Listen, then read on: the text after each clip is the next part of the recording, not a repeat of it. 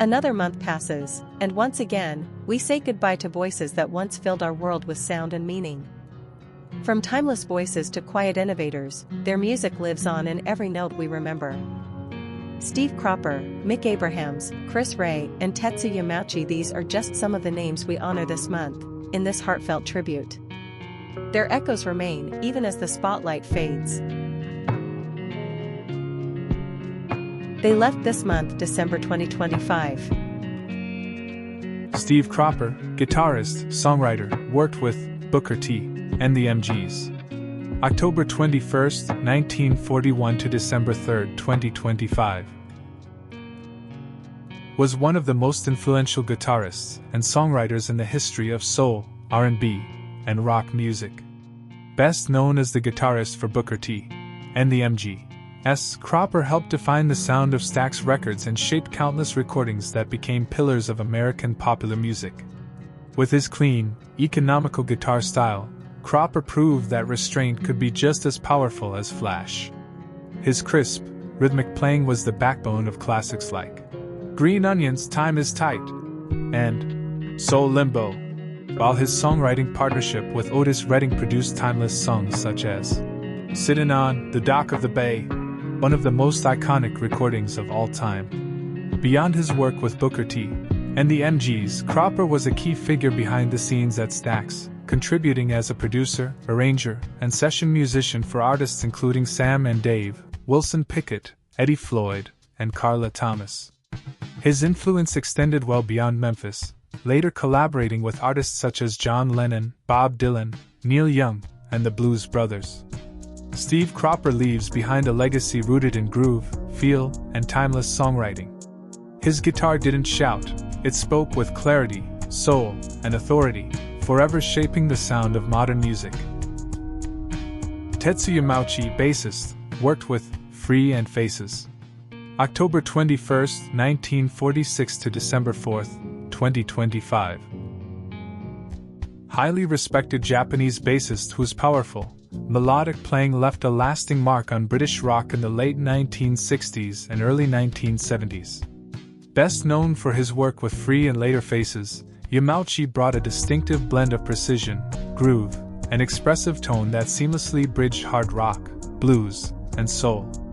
After first gaining attention in Japan with bands such as Mike and Samurais, Yamauchi moved to the UK, where his talent quickly caught the ear of the British rock scene. In 1971, he joined Free, contributing bass work to the album Heartbreaker, where his fluid style supported the band's raw, blues-driven sound during a pivotal period. Yamauchi later became a member of Faces, stepping in during their final years and appearing on the 1973 album Ooh La La. His bass lines added depth and momentum to the group's loose, swaggering rock approach, complementing the band's energetic performances and songwriting. Though often understated, Tetsu Yamauchi's musicianship earned deep respect among fellow players. He remains a trailblazing figure, one of the first Japanese rock musicians to successfully cross into the international rock mainstream, leaving behind a legacy defined by skill, adaptability, and quiet excellence. Carlton, R&B singer, songwriter, remembered for Everlasting Love. May 21st, 1952 to December 14th, 2025. Was an American R&B singer and songwriter best remembered for the enduring classic, Everlasting Love, a song that became one of the most recognizable soul anthems of the late 1960s and beyond. With its uplifting melody and heartfelt delivery, the track secured Carlton a permanent place in the history of soul and pop music. Originally released in 1969, his version of Everlasting Love in 1973 showcased Carlton's smooth yet passionate vocal style, blending youthful optimism with emotional sincerity. The song achieved major chart success and went on to be covered by numerous artists across genres, proving its timeless appeal and universal message of devotion. Though Everlasting Love remained his signature hit, Carlton continued recording and performing throughout his career, contributing to the broader R&B landscape with a voice that balanced tenderness and strength. His work reflected the golden era of soul, when melody, emotion, and storytelling were at the heart of popular music. Carlton leaves behind a legacy defined by one unforgettable song that transcended generations. A reminder that sometimes a single recording is enough to touch millions and last forever. Mick Abrahams, guitarist, worked with Jethro Tull, Blodwyn Pig. April 7, 1943 to December 19, 2025. British guitarist and songwriter best known as the original guitarist and co-founder of Jethro Tull, and later as the driving force behind Blodwyn Pig. A powerful blues-based player, Abrahams helped shape the early sound of British progressive and blues rock during the late 1960s. As a founding member of Jethro Tull, Abrahams played a key role in the band's debut album. This was 1968, bringing a raw, electric blues edge that distinguished the group in its formative stage. His preference for traditional blues, however, led to his departure when the band began moving toward a more progressive and folk-influenced direction under Ian Anderson. Following his exit from Jethro Tull, Abrahams formed Blodwyn Pig, where he fully embraced his blues roots while blending them with jazz and rock elements. The band released critically acclaimed albums such as A Head Rings Out and Getting to This, earning a loyal following and solidifying Abrahams' reputation as a guitarist of depth, feel, and authenticity.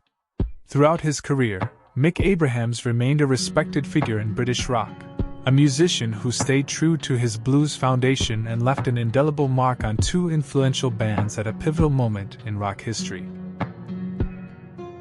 Chris Rea, singer, songwriter, with hits like Driving Home for Christmas, March 4, 1951 to December 22, 2025, was a British singer, songwriter, and guitarist celebrated for his warm, husky voice, soulful guitar playing, and deeply personal songwriting. Blending rock, blues, and adult contemporary sounds, Rea built a career defined by emotional honesty and atmospheric storytelling.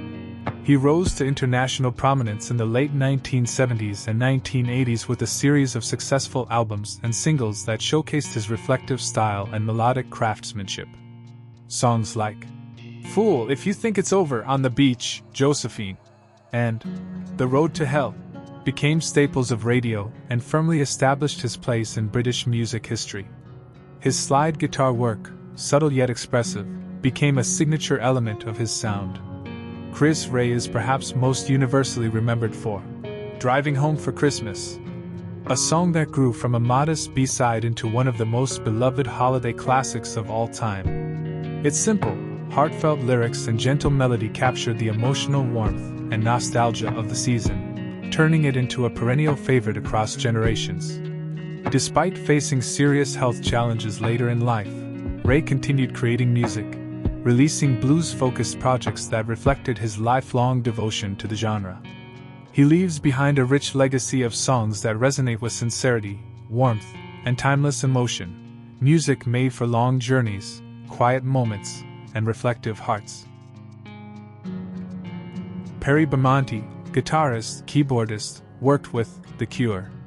September 6, 1960 to December 25, 2025.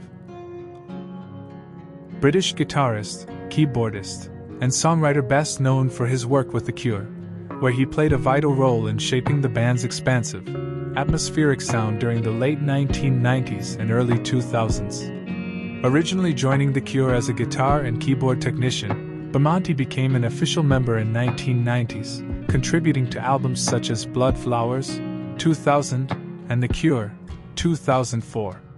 His textural guitar layers, subtle keyboard work, and understanding of mood and space blended seamlessly with the band's gothic, emotional aesthetic, helping to expand their live and studio sound during a crucial era. Beyond the studio, Bamonte was a key presence in The Cure's live performances, where his versatility allowed the band to recreate complex arrangements with depth and precision. His musicianship supported the emotional weight of Robert Smith's songwriting while adding richness and dimension to the group's sonic palette. Perry Bamonte is remembered as a dedicated and influential contributor to The Cure's legacy, a musician whose behind-the-scenes beginnings evolved into an essential creative role, leaving a lasting imprint on one of alternative music's most iconic bands. Remember them with joy, let's hear their songs and celebrate their lives. This was a program for Music and Life by Karlos M, created by Rune KM Productions. If you enjoyed this video, don't forget to like, subscribe, and leave a comment telling us your favorite artist from this episode. You can also donate on my PayPal, musicandlife.km@gmail.com. Your donation is like a friendly invitation for a cup of coffee, a small gesture that shows your appreciation for the work I do. Every contribution, no matter how big or small, makes a difference and helps me continue creating content that I hope you enjoy. Thank you for your support and for being a part of this community. Until next time. A program for Music and Life KM. Created by Karlos M. Produced by Rune KM Productions. 2025 copyright.